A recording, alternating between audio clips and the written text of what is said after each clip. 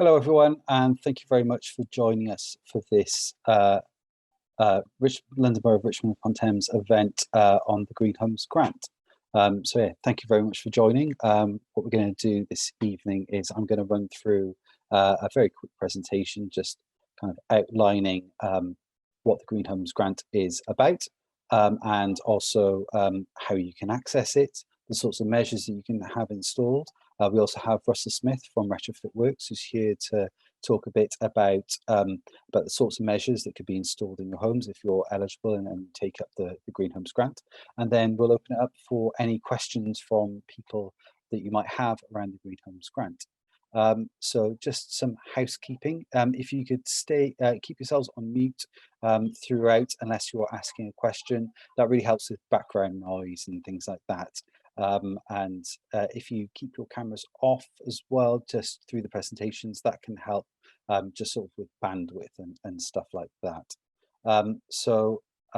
Also just let you know that this session is going to be recorded, so we can put it up on the website so that people who couldn't join this can then look at the session later on at their own leisure. So just be aware that if you are asking a question, then your image and your voice will be recorded. If you don't want your image or voice recorded, then please stay on mute, keep your camera off, and you can ask questions using the chat function as well if you want.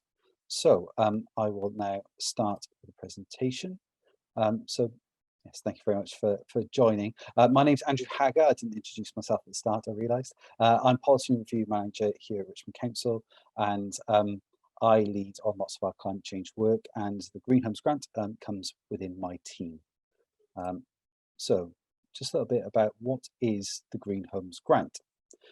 So the Green Homes Grant is funding provided by central government to support the retrofit of homes across the borough. And we've secured funding to deliver energy efficiency and low carbon heating for 108 homes across the borough. This is different from the Green Homes Grant voucher scheme that's being run by the government, which you may have heard about in the last month or so in the press about there's problems with the Green Homes Grant voucher, stuff like that. This scheme is different from that, and I can't stress that enough. We already have the funding secured for this. We have a partner, Retrofit Works, who's delivering this.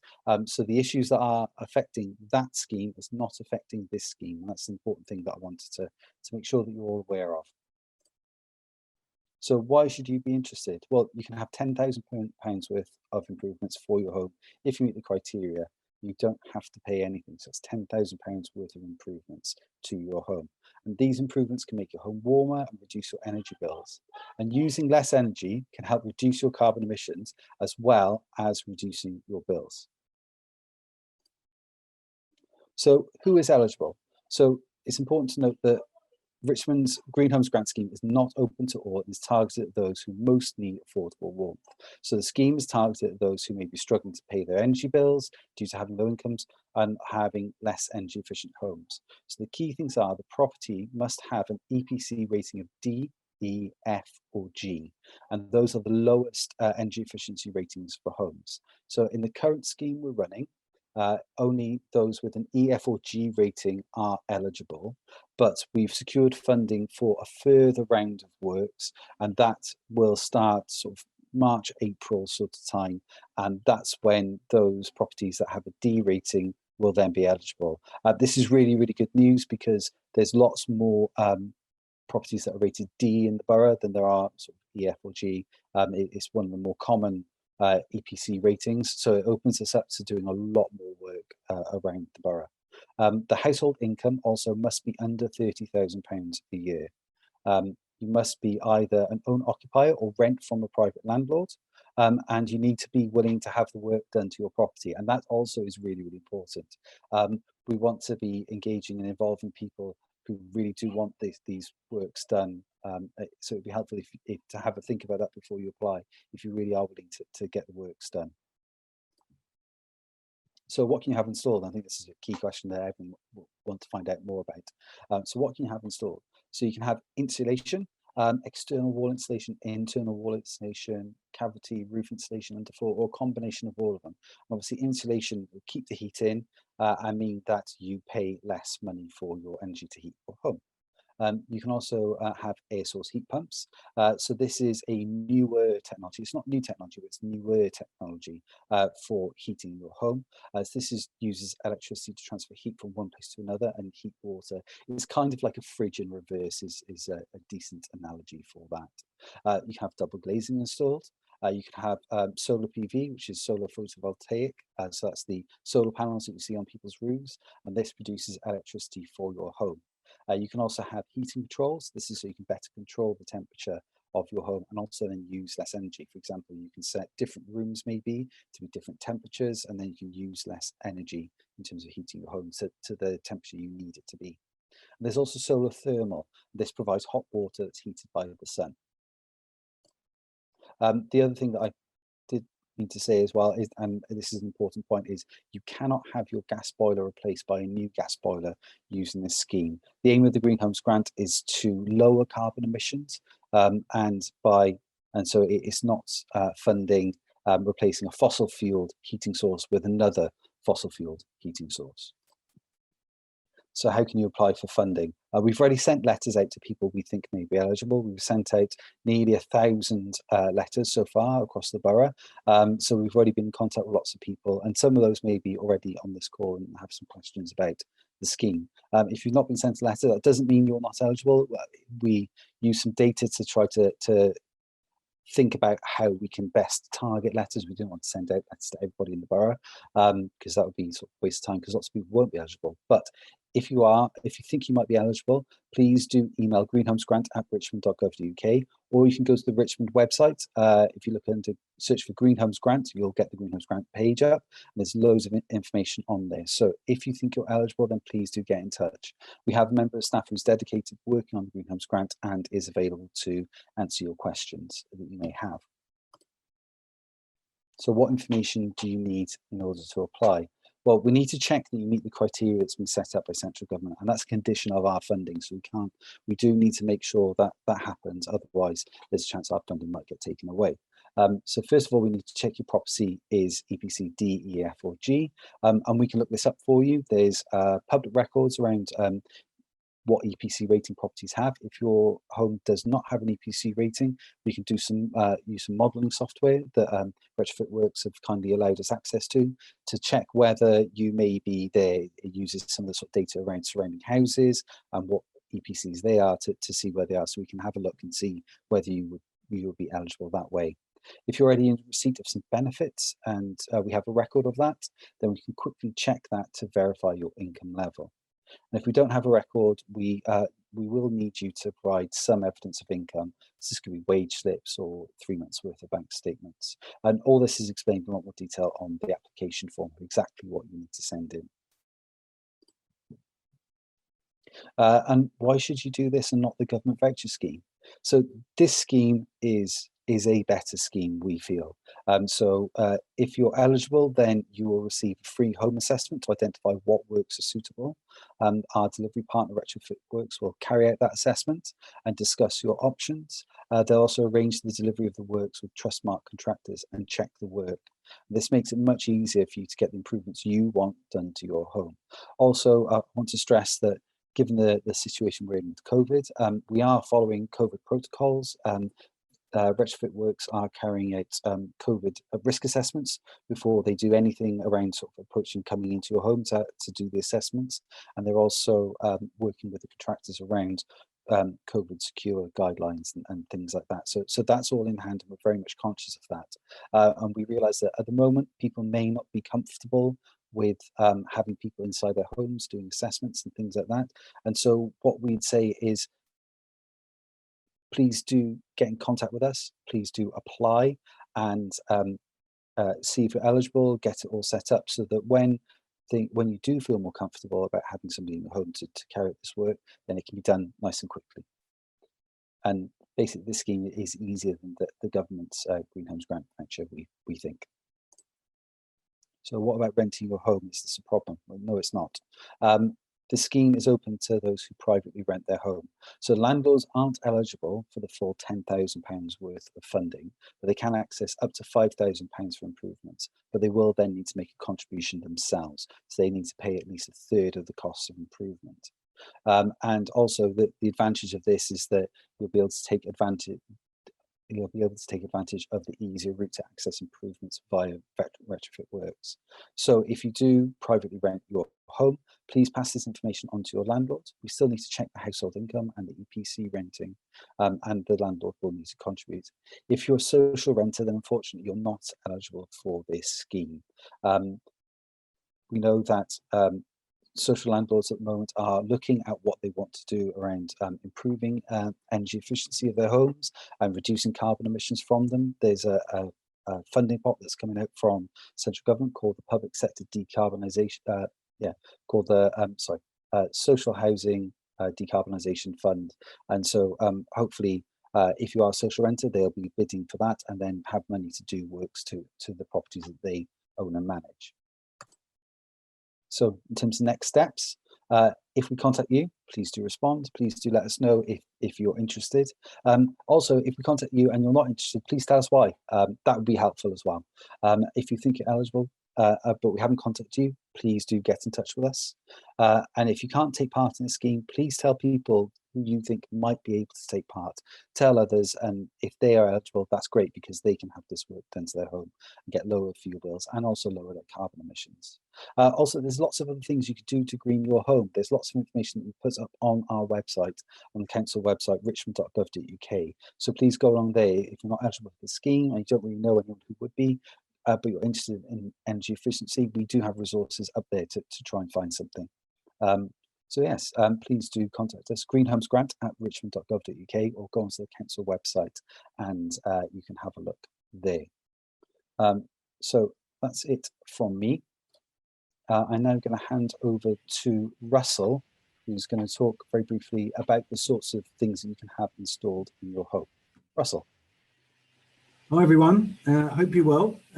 Congratulations on being a much bigger and more interesting crowd than the last one we did. You've got some really good questions on the chat, so I'll enjoy tucking into those when I've finished. What I'll do is I'll just explain the process that we go through.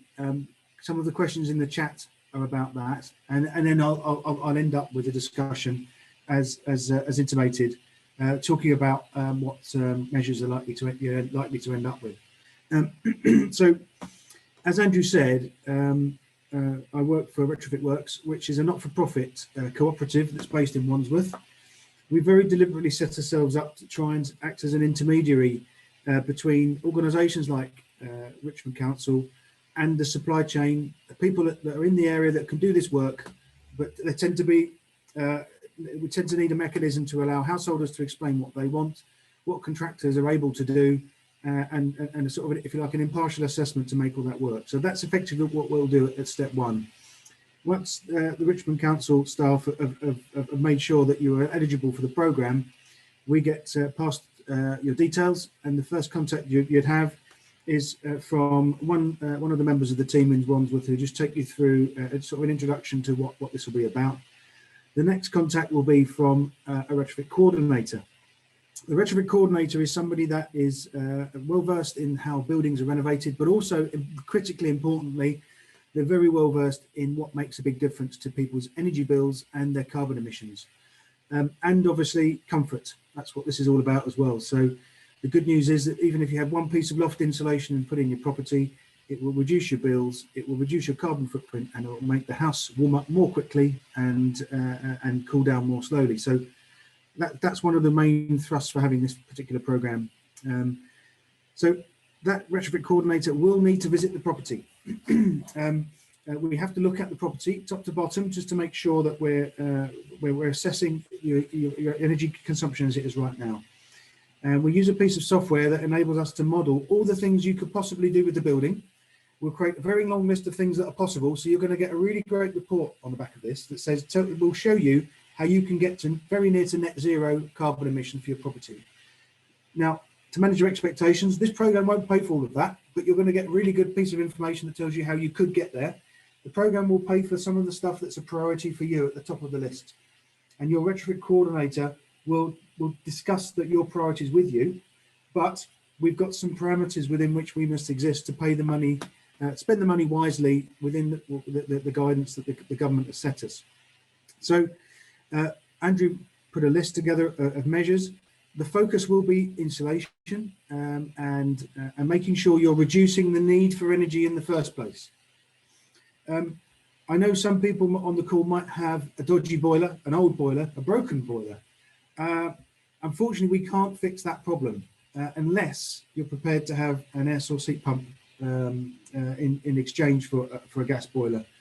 That's very much what this government is pushing in this programme. And as somebody that's been banging on about this as an environmentalist for nearly 20 years now, an air source heat pump is the way for most houses to go. And even if you've got a new boiler, it's a good solution. But the software will work out whether it's appropriate for your house. So one thing to bear in mind, every house is unique. So the assessor will discuss with you your priorities, we'll look at the house, and in the middle of that discussion, we'll work out how best to apply the money that this scheme is providing to each householder. On that basis, then, once you're happy with the package, we will go and make sure that we've got quotes from our contractors that are based in and around the area. We will make sure that they're put into contract. We've got a commitment on both parts in order to do that. And on that basis, we'll move forward with an installation. So the good news about this, just to reiterate how this is different from the Green Homes Grant voucher scheme you might have seen about in the newspapers, Richmond Council already have the money. We don't have to go chasing for vouchers and waiting for an administrator in the background to eventually get round to this. This is literally myself and the team at Richmond Council will have a chat about what to do. We'll say yes or no. We'll go ahead with the package. We'll appoint a contractor. We'll get the work done. And we'll pay the contractor quickly, provided they've done a good job, of course. And that's the other role of the Retrofit Coordinator. The Retrofit Coordinator will be the person that will also check the quality of the work to make sure that this is a good thing. This is the strength of the Retrofit Coordinator's role. Quite often, householders don't necessarily know whether what's been done is good or not, but the Retrofit Coordinator does.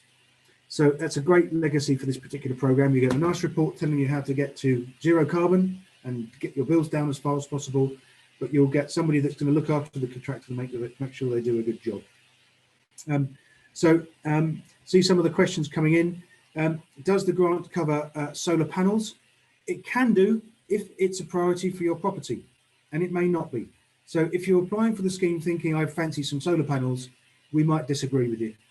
So it's about your property, your priorities, and whether it's appropriate. We'll have that discussion with you. I think on that basis, Andrew, I think I've probably gone through all the key bits, and I think it might just be most valuable to go through some of the questions in the chat, given there's some good questions there. Yes, I think so. I think if we go through some of the questions in the chat and then maybe open it up to if there's any further ones. So it's really good that there's loads in there. So Dean Allen has asked, could the grant cover external cladding for my end of terrace house? Yeah, so I replied to that in the chat earlier on, but I think it's worth emphasising that in theory, yes, it's all about what the overall budget of that particular piece of work would be. I mean, I've installed some external wall insulation in the borough of Richmond before, and you've got to bear in mind that if it's a end of terrace property, if there's a footpath immediately next to your building, we might not be allowed to because it encroaches on other land that's not yours. We almost certainly would need to apply for planning permission. That might slow things down. But the clincher that I put in the chat there, it might be over our budget. Typically, you might expect external wall insulation to cost about £120 a square metre.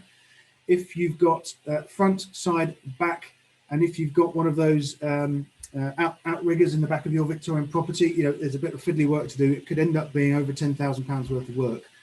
But as I say, go back to my earlier point, every house is unique. We'd be able to make that judgment. But we'd also, Dean, we'd be looking what other things you've already done in the property or haven't done.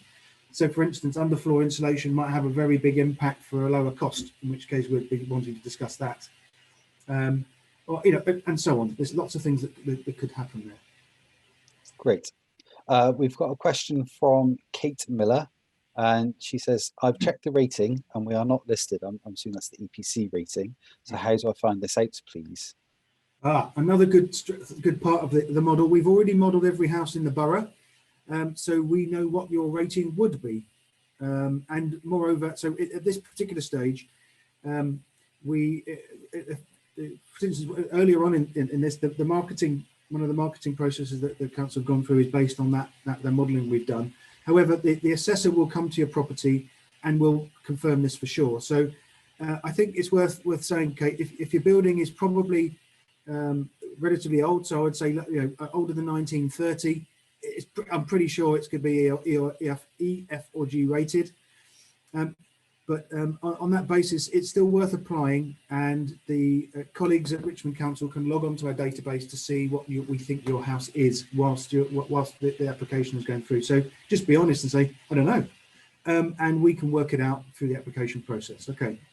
Yeah, fantastic. Got one from Farah asking, can I clarify D is eligible as we were informed in the letter? It starts from me. So when we sent the letters out recently, we hadn't been told by central government whether we were whether we'd secured the funding for that extra phase. And so at the time, it was only for E, F, and G. Now we've been told that we've got this funding.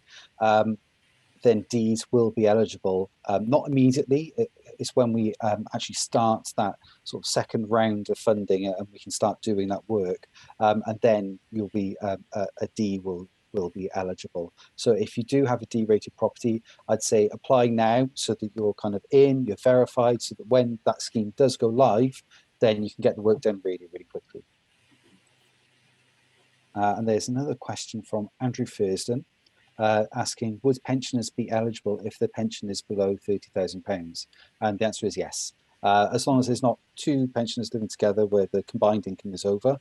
But certainly if you're living on your own and your pension is below 30k, then you would be eligible. And then there's another question from Farah around the property rating and not being given an application form. So it might be that you weren't identified as potentially being eligible in the checks that we did and the sort of data analysis that we did. So don't worry if you haven't been sent an application form already, then you can always ask and then we'll check your eligibility and can send you an application form. So just going through the questions some more, there's loads in here, it's really, really good. So from Art Gelling, so if solar PV/thermal is on a flat roof, planning may be required due to increase in height of a frame. Is this a problem? I've got a strong feeling, as long as you lay it flat, which is not going to affect the efficiency a whole appreciable amount, you won't need planning permission, unless you think that might end up putting it into some kind of shadow. So I think first instance, try to avoid planning permission. It's a cost and it adds a delay. On the other hand, if it does require planning permission, we can go through that process. It's something that we quite like to do to test the model.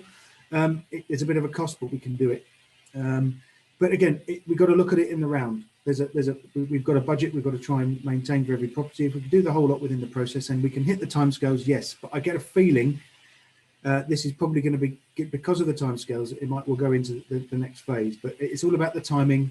Don't let it put you off. Do apply if you think you're eligible. I think we'll work out the detail. Okay. Just on planning, mostly planning is not required for solar PV unless it's in a conservation area. Flat roof might be different, but just as a general guideline, if it's on your house, then it should be fine unless you're in a conservation area. If you're in a conservation area, then it might be that you don't need planning permission unless it's facing onto the street. So if it's kind of facing into your rear garden, you probably don't need planning permission. So that's just a bit of a guideline for people there. So another one from Art Gelling. So that's, are you able to choose which options you wish to do? Or are you bound to go with those which with the most carbon savings? Okay, great question. You're not bound by any in particular, but I think this is about a discussion that we'll have. So, okay, I've already talked about the budget limitations we've got. We've talked about the fact that we'll give you a plan that shows you everything that's needed to get to net zero. And then we will just talk about what your priorities are and where those fit. So it's not necessarily about carbon savings. I think this scheme is designed for people that might struggle to heat their house.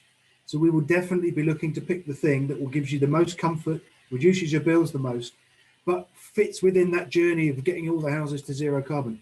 And I don't want to get all geeky on you, but there are certain ways you can do a house up that blocks all the things you might do later, and it's pretty nonsensical. So if this was a program that just did certain things because it's best for the program, you might end up having to take it out to do the next thing later, if that makes sense. So we're not doing that. We're putting a lot of thought into this, and we'll make sure that discussion accounts for all the things that suit the scheme and yourself. So you're not just going to be handed something and say, take it or leave it. Okay, so next question is from Patricia Santaniello. So she says she's a landlord with a flat property, NG rating E. My income for the next tax year will be below 30,000, and I have a water cylinder tank that needs upgrading for the property. Will I be eligible for help towards the cost of upgrading it? So on that first part, Patricia, it would need to be the household income, not your income. So it's all about who's actually living in that property that you're renting out to somebody. So if the occupants have an income below £30,000, then yes, you would potentially be eligible for the scheme. If the tenants have incomes over 30,000, then no, wouldn't be eligible at all. Russell, I don't know if you can help with the water cylinder question. But, you know, if you're eligible, then again, the retrofit coordinator will discuss the water tank with you and see whether it's your main priority. There's a good chance that if the water tank's working perfectly well, but it just hasn't got much insulation on it, we can just specify insulation. For 25 quid, that will be the best, most effective spending money you'll have for a decade. I would say that'll pay for itself in a couple of months. But you know, it might be more substantial. So it's just a case of discussing it with the retrofit coordinator when they come around. And also on that, I wanted to make sure that you're aware, if you're a landlord and you're applying for the scheme, then you will make a contribution of 33%. So it's the full £10,000 worth of funding is only for owner occupiers who are eligible for the scheme. Landlords will need to contribute 33%, and it's only £5,000 worth of funding is the maximum sort of level for that. But it's still a pretty good deal. So there's another question from Maria, who asked, does the average household insurance cover a ground source heat pump as it is such new technology? I don't know if you know anything about that, Russell. I certainly don't know. Well, it ought to. I mean, it's not such new tech. I've seen heat pumps that were installed in the 70s that are still working now. Not the 1870s, mind, the 1970s. So it's not that new. Insurance companies are aware of it. Provided you use an installer that has got the right workmanship guarantees applied, you get the manufacturer's warranty. And if you can pay for an insurance-backed guarantee that might cover it for a few years beyond, there's absolutely no reason why household insurance shouldn't perfectly be happy to cover that. In fact, you could argue that it's lower risk than a gas boiler as well. So, you know, they should prefer it, if I'm honest with you.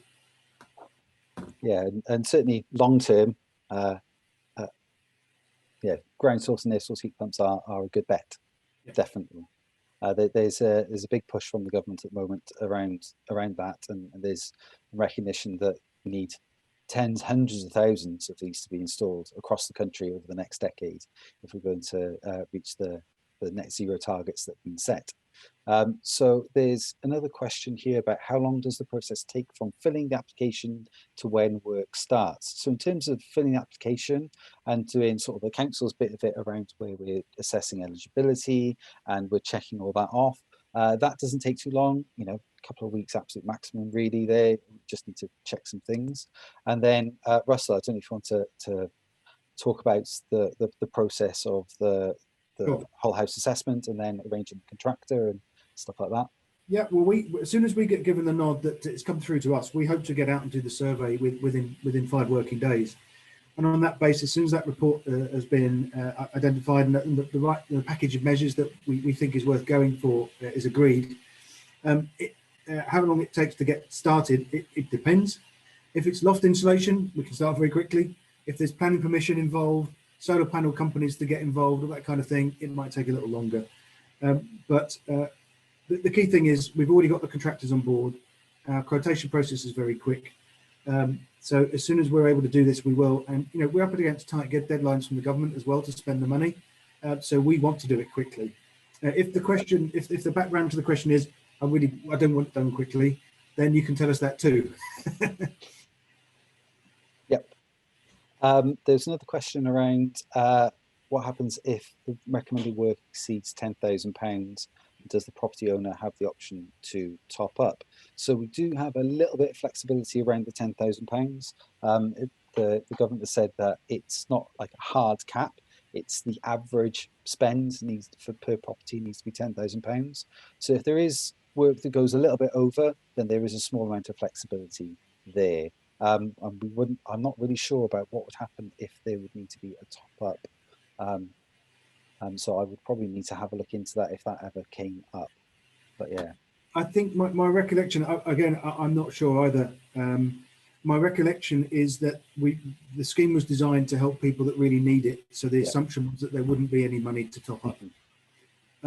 So I don't think it is possible, but I think it's worth checking. Then there's some questions around funding for the EPCD rated properties. So we've only just been told in the last week that we've got the funding. So it's still quite new. So we've only just been told.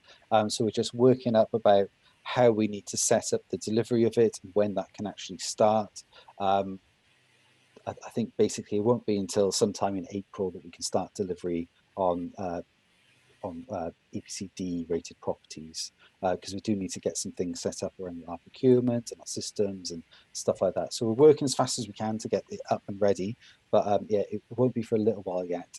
But if you do have if you do have a D-rated property, please do get your application forms in as soon as you can, so that we can get those assessed, and then when we do launch it, you can be first and get it all done very, very quickly. There's a question from Susie Webb asking about whether this includes people who live in social housing, and unfortunately no, it doesn't. I explained briefly in the presentation, but yeah, this is open for private rented households, and also for own occupiers. So it's only for those, and there is funding that's come out, the Social Housing Decarbonisation Fund, and that is going to be announced by the government. Well, it's been announced by the government, and we're working through actually sort of what we need to do to get bids in for that, and how much money is going to be available for that. And lots of social housing providers are going to be looking at that to kickstart retrofit work on their properties and to improve energy efficiency and reduce tenants' bills. But it's not something that we can do at the moment, although Richmond Housing Partnership have come in with a bit of a test pilot sort of thing with us on this second round of funding that we've just secured, and they're going to be doing 3 properties in the borough using some of this funding for that. But it's just more of a testing out, see how it works, and things like that. So it's only for 3 properties, but yeah. And there was a question again from Dean, who's asking whether the £30,000 limits for income refers to net income after tax, and it is before tax. So just to make that clear, £30,000 limit is before tax. And Jenny has asked whether an unemployed tenant would get the full £10,000, and yes, they would, unless they were in receipt of benefits that went over £30,000. Then yes, they would. Savings are not taken into account, and that's another important thing to note. So I'm just looking through some more of these questions. There's even more coming in. There's this one from Liz. So she asked, your presentation spoke of air source heat pumps, but you've now mentioned ground source heat pumps. Are water-to-water heat pumps with a substantially higher COP similarly allowed? You will not need to drill boreholes if we have access to a substantial body of water. I have not considered this at all, to be honest, Russell. Would a water-to-water heat pump be eligible for this? It's eligible, but I doubt we can afford it. Are they very expensive to install? I've got no idea about water. Well, let me go to the start of the sentence. The only reason we mentioned ground source heat pumps because someone asked us a question about it, and we'd never be able to afford it on this programme. It's about £18,000. You know, water to water. Oh, I'd love to have a go, but I think it probably cost us 10 grand for the boat. So, you know, Yeah, definitely up for it. I've installed a few. I just can't. I just can't see us being able to do it. And I have to say as well, we don't have anybody on our supply chain that's able to install it.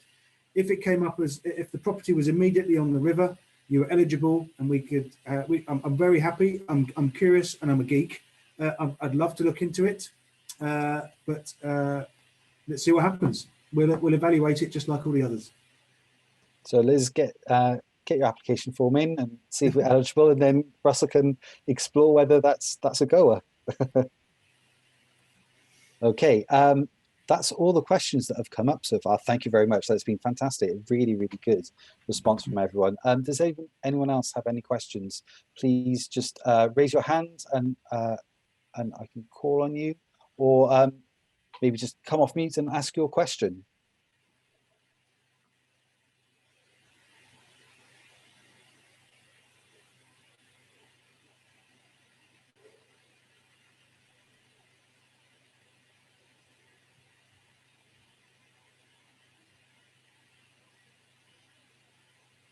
Is there any other questions? We have answered quite a few, so we might have covered everything that Nicola's putting her hand up, Andrew. Oh, okay. Go ahead, please.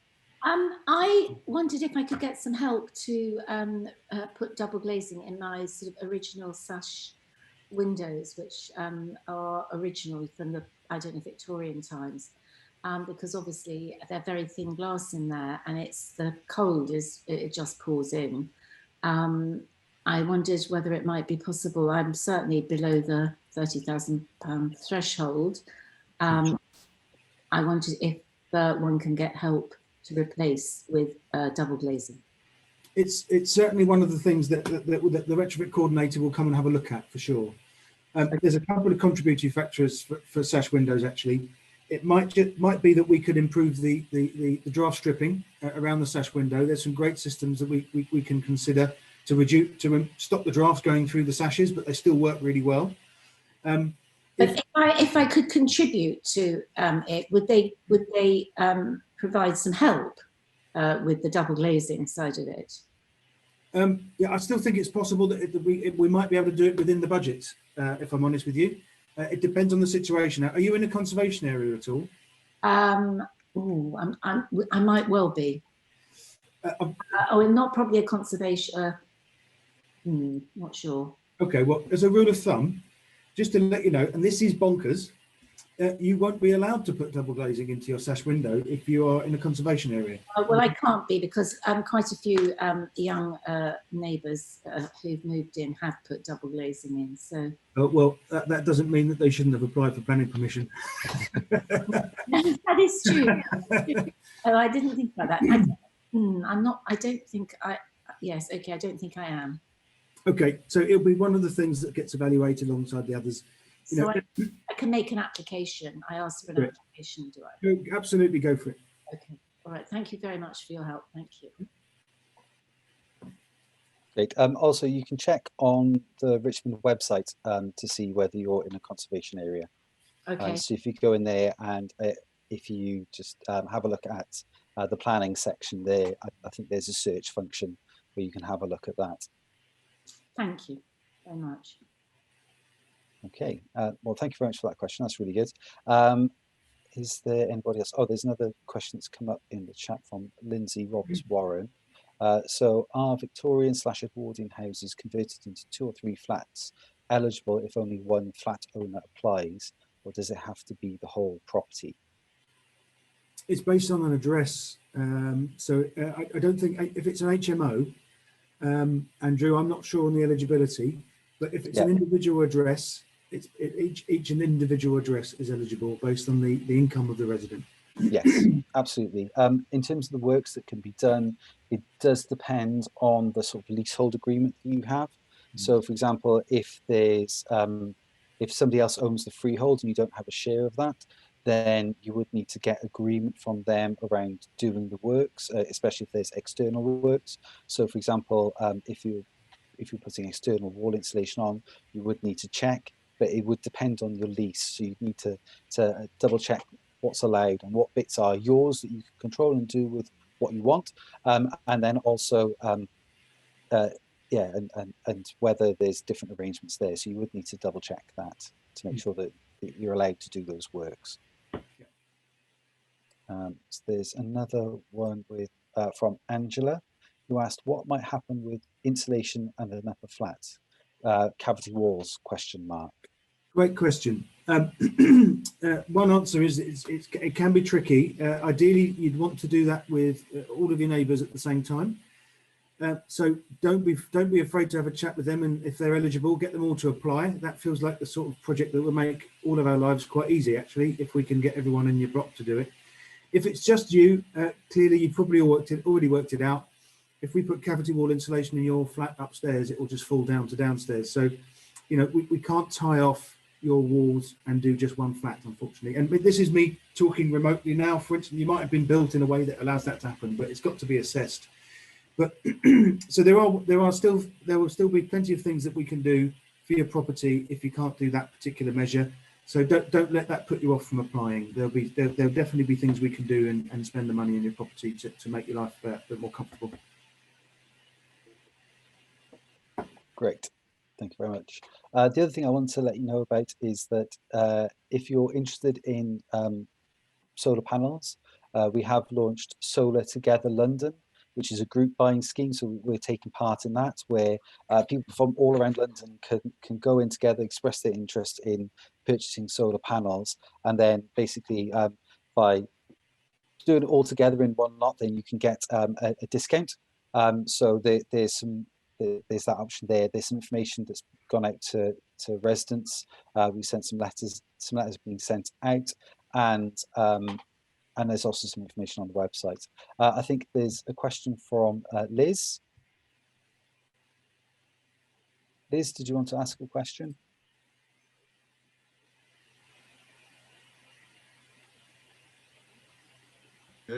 Hi, can you hear me?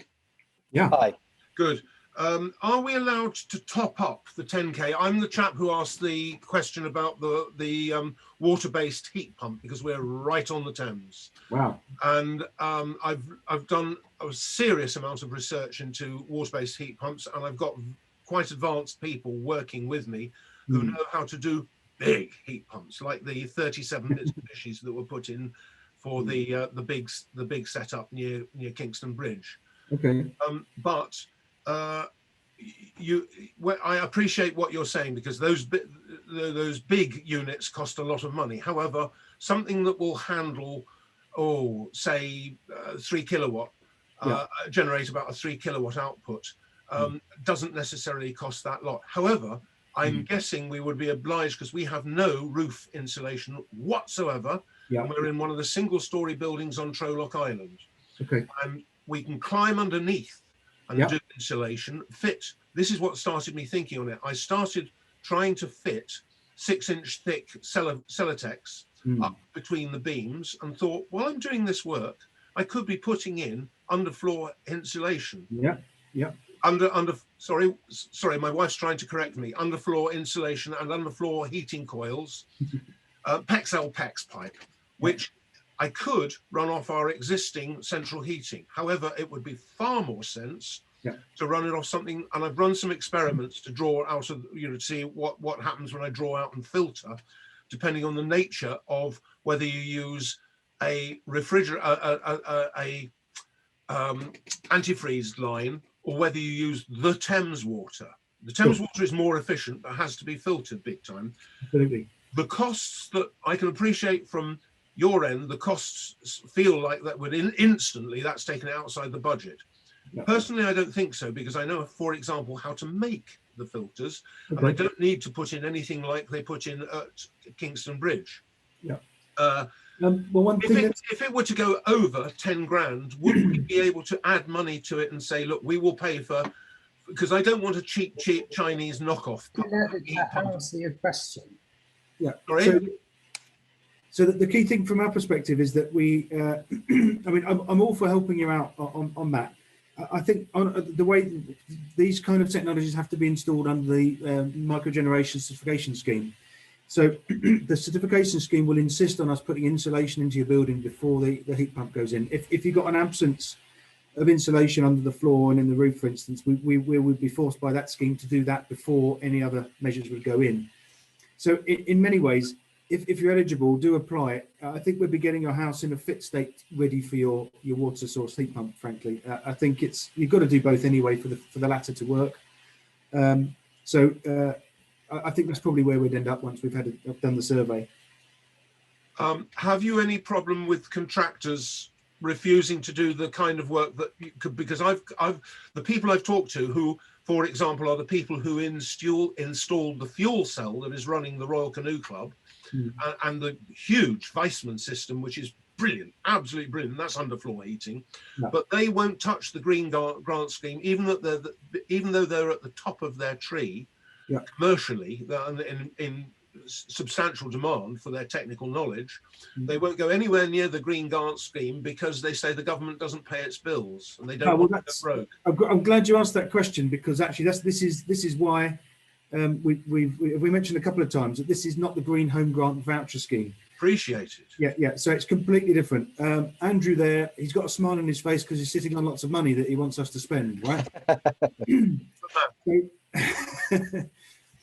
But I think one of the other reasons, if I'm honest with you, is that the organisations that install technologies of that size, domestic properties generally aren't of interest to them unless they're huge. You'd be really surprised. That's not true. That's not true. It is changing, and there's a number of people are trying to put together an initiative to actually do that. The guy who built the huge hotel, the 147-bed hotel at Kingston, and was only the second of the Mitsubishi heat pump, and that's water to water, and it's running at a coefficient of performance of 4.5.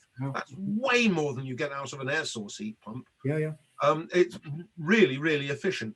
However, he, for example, and I'm not trying to commercialize his operation, I have nothing to do with it, but was so taken by the whole process, and it worked so well for him, that he has set up let's help spread this out into the community, meaning people's homes. And those small heat pumps, for example, even Valiant do one that will generate 3K. I sneered at the idea of 3K being practical, but the Weissman engineer who came to service our fuel cell at the Royal Canoe Club whipped out his phone and showed me that his 5-bedroom house is being run at 2.6K average. So a 3K thing would certainly run our underfloor pump. One of those is $3,000 on eBay. We're certainly up for assessing it. But what I'd say, if we could just give other people a bit of a chance to pitch in with their questions, we can assess it for sure. It sounds fun. Put your application in, and we'll come on over and have a nose. Okay, I look forward to meeting you. I waited a long time because I knew my question would take a little bit of time to explain. Sure. Thank you for your time. No problem. And thank you for this. Brilliant. Glad you're getting a lot of information out of this. And yeah, put in an application and we'll see what can happen. So we've had a few more questions that have come in. One is, when does the scheme run out? So this scheme currently that we're running right now ends at the end of March. So I would advise you to get your application forms in as soon as you possibly can. We're hoping that we might be able to get some sort of extension from government, but we haven't had anything confirmed as yet. And so basically, to be eligible under the first sort of scheme, then get them in as soon as you can, and then hopefully, if you're kind of in the system, then we'll be able to get the work done. If not, we are running this second scheme, and that will extend through until September 2021, September of this year. But again, it's about the sort of funding. So we've got funding now to deliver stuff, and we've got a funding package for that second one, and it's split 50-50. So if you wait too long, then it might be that we've actually spent the money for that 1B funding already, and so you won't be eligible. So if you are keen, if you want to get it done, get your application form in now, because there's the money that's to be spent that we literally have in our council bank account that's waiting to go out and pay for this work. So please do get your application forms in as soon as you can. Just having a look at some other questions. So does this apply to houseboats? I'm not sure. I would think possibly, but I genuinely am not sure, and I will have to check. So it's Kate Miller.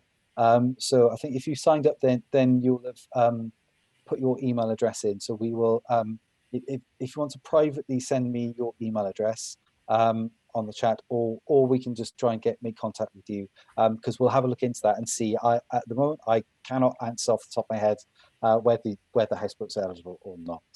Put it this way: if Andrew says you are, we're up for it. Yeah, there we are. we'll check. I think that might be a fun one for you, Russ. So we got a question from Lindsay Roberts Warren, who's asking if underfloor insulation is suggested to be installed. Does this mean also replacing carpets and other floor coverings, or can those be put back once the work is done? So we've got two answers to that.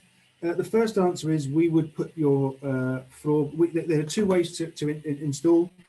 The first is to lift the floor, put the insulation in, and put back what was already there. The second answer is that we work with a local company called Qbot, based in Wandsworth, that they have little robots that are able to go underneath the floor and spray the insulation by going through. You'd have to take a small area of the floor out, usually under the stairs where there's a few loose floorboards. They drop the robot down, then it drives around and sprays the insulation. It doesn't suit every property, and our retrofit coordinator would assess the viability of both. If you have a basement, that's Shangri-La, really. We can insulate from below and not cause any disturbance. But it's about understanding what's possible based on the individual property. So those are the two options. Both of them, well, the robot and from the basement is obviously very straightforward. It is a lot of disruption to get the insulation done by moving all the furniture away, take the carpet up, take the floorboards up. All the cost in the work is really in the logistics rather than the insulation itself, but it makes a massive difference. So please don't let it put you off. The contractors we use are very good at making it as smooth as possible. Fantastic. Just having a look at any other questions. So there's one from Maria just saying, I've not received a letter. Can you post a link? Yes, we can post a link in the chat, and also we're going to be sending out an email to everyone at the end. So my colleague Bethany has just put in the email address that we've got, which is greenhomesgrant@richmond.gov.uk. So if you just send us an email, we'll send an application form back to you. And that's probably the easiest way. But if you go onto the Richmond website, type in Green Homes Grant, you'll be able to access all the information that you need from that. We've got a fan of the Qbot system, Art Gelling, saying the Qbot system is brilliant and minimal disruption. So yeah. Right. And there's one more here. Our application, does our application need to upload quotes? No, that's how the grants, the Green Home Grant voucher scheme works. It doesn't work in this way. We'll come and do the assessment, and we will sort the quotes and we will pay the contractor. Yep. This is why it's much easier to do it. If you're eligible, do it through this scheme, because it is so much simpler for you, much less work for you to do, because we're doing a lot of that sort of stuff for you. Okay, is there anything else?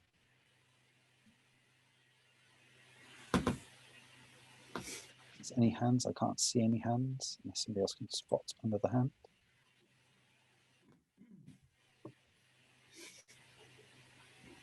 Okay. Do we have any more questions? Please do let me know, or just come off mute and just ask a question if there's anything else you want to ask. We've still got another 5 minutes left.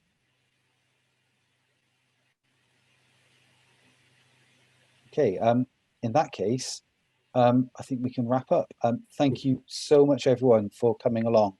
I really do hope that this has been really good for you in terms of getting information across so you understand the scheme. I hope you're enthused about it. I hope you're going to all send in application forms and send us emails tomorrow about this, because this is a really big part of Richmond's climate emergency work.